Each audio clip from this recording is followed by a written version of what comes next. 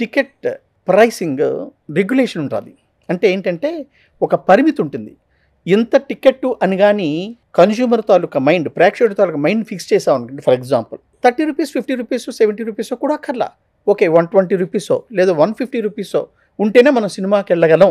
దాన్ని ఏమంటారంటే ticket pricing regularisation అంటారు. అది గవర్నమెంట్ చేతిలో ఉంటుంది. అది చేస్తే చాలా బెనిఫిట్ ఉంటుంది. ఇది నెంబర్ 1. Number 2 anti piracy. అంటే టెక్నికల్గా ఈ అడ్వాన్స్డ్ టెక్నాలజీలో యాంటీ పైరసీ అనేది పెద్ద భూతం, ఒక వైరస్ లాంటిది.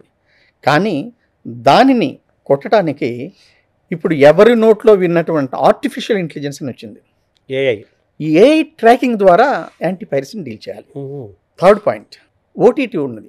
ఎర్లీ రిలీజ్ ఇన్ ఓటీటీ ఆ మోడల్ కానీ పెడితే అదొక బెనిఫిట్ అవుతుంది. అలాగే ఇందాక నుంచి కూడా మనం మాట్లాడుకుంటున్నాం, ఏదో ఫ్రీగా వస్తుంది సినిమా చూసేసాను కాదు.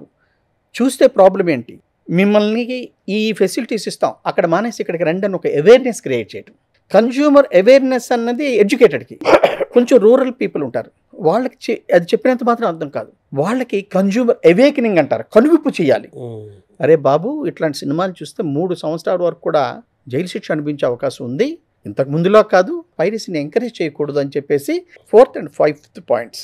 కన్జ్యూమర్ అవేర్నెస్, కన్జ్యూమర్ అవేకనింగ్ అంటే లీగల్ ఎడ్యుకేషన్ అనమాట. అది 5th పాయింట్. 6వ పాయింట్ ఈ సైబర్ క్రైమ్స్ ఎన్ఫోర్స్మెంట్ చాలా స్ట్రాంగ్గా ఉండాలండి. ఏదో ఉంది కంప్లైంట్ ఇస్తున్నారు యాక్షన్ తీసుకుంటాం కాదు, ఒక టార్గెట్ పెట్టుకొని దీన్ని ఎలాగైనా అంతం చేయాలి అని అనుకుంటే కానీ అవ్వదు. So that is the 6th point. Strict ban, pirated sites మీద స్ట్రిక్ట్గా బ్యాన్ చేయాలి, బ్లాక్ చేసేసేయాలి. అది 7th పాయింట్. ఇంకో డొమైన్ అంటున్నారు, ఇంకో డొమైన్ ఓపెన్ చేయొచ్చు అంటున్నారు. అదేనండి టెక్నాలజీ, అడ్వాన్స్డ్ టెక్నాలజీకి దానికి కట్టెలు చేయాలి, దాన్ని కంట్రోల్ చేయాలంటే స్ట్రిక్ట్ బ్యాన్ లేదా స్ట్రిక్ట్ ఇది ఉండాలి పైరేటెడ్ సైట్స్ పైన.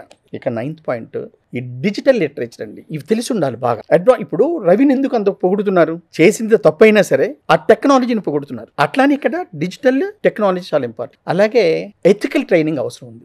ఎథికల్ ట్రైనింగ్ అనేది 10th పాయింట్. ఈ ఎథికల్ ట్రైనింగ్ కానీ ఇస్తే, సో ఇట్లా మనం రవిని పొగట్టం కాదు, మనం అంటే పోలీసు వాళ్ళు కానీ గవర్నమెంట్ కానీ ఎక్స్పర్ట్స్ని తయారు చేసి ఈ పైరసీని నిర్మూలన చేయడానికి ఈ ఏవైతే జడ్జిమెంట్స్ ప్రకారం కామన్ కన్స్యూమర్కి సినిమాకి రప్పించి వానికి ఇది ఎక్స్ప్లోయిటేషన్ కాదు ఎంటర్టైన్మెంట్ నమ్మించడం, టెక్నికల్గా ఈ పాయింట్స్ అన్ని చేసుకోవడం జరిగితే డెఫినెట్గా పైరసీని నిర్మూలించవచ్చండి.